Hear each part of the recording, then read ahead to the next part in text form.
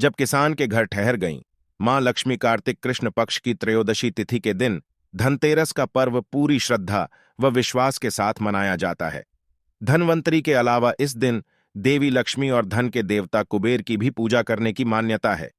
इस दिन को मनाने के पीछे धनवंतरी के जन्म लेने की कथा के अलावा इसके बारे में एक दूसरी कहानी भी प्रचलित है। कहा जाता है कि एक समय भगवान विष्णु मृत्युलोक में विचरण करने के लिए आ रहे थे। तब लक्ष्मी जी ने भी उनसे साथ चलने का आग्रह किया। तब विष्णु जी ने कहा कि यदि मैं जो बात कहूं तुम अगर वैसा ही मानो तो फिर चलो। तब लक्ष्मी जी उनकी बात मान गईं और भगवान विष्णु के साथ भूमंडल पर आ गईं।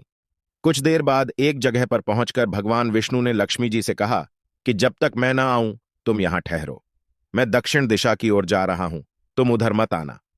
विष्णु जी के जाने पर लक्ष्मी के मन में कौतूहल जागा कि आखिर दक्षिण दिशा में ऐसा क्या रहस्य है जो मुझे मना किया गया है, और भगवान स्वयं चले गए।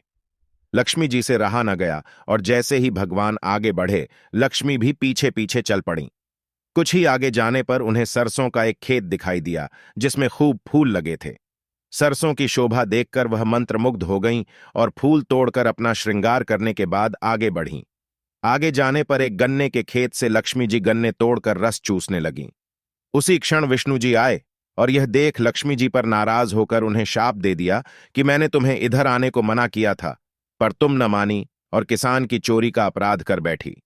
अब तुम इस अपराध के जुर्म में इस किसान की 12 वर्ष तक सेवा करो।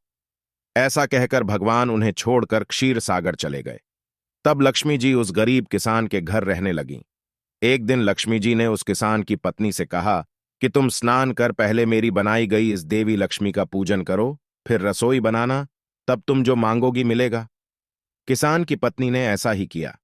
पूजा के प्रभाव और लक्ष्मी की कृपा से किसान का घर दूसरे ही दिन से अन्न धन रत्न स्वर्ण आदि से भर गया। लक्ष्मी ने किसान को धन धान्य से पूर्ण कर दिया। किसान के 12 वर्ष बड़े आनंद से कट गए। फिर 12 वर्ष के बाद लक्ष्मी जी जाने के लिए तैयार हुईं। विष्णु जी लक्ष्मी जी को लेने आए तो किसान ने उन्हें भेजने से इनकार कर दिया। तब भगवान ने किसान से कहा कि इन्हें कौन जाने देता है, यह तो चंचला हैं, कहीं नहीं ठहरती, न को बड़े बड़े नहीं रोक सके। इनको मेरा शाप था, इसलिए 12 वर्ष से तुम्हारी सेवा कर रही थीं। तुम्हारी 12 वर्ष सेवा का समय पूरा हो चुका है।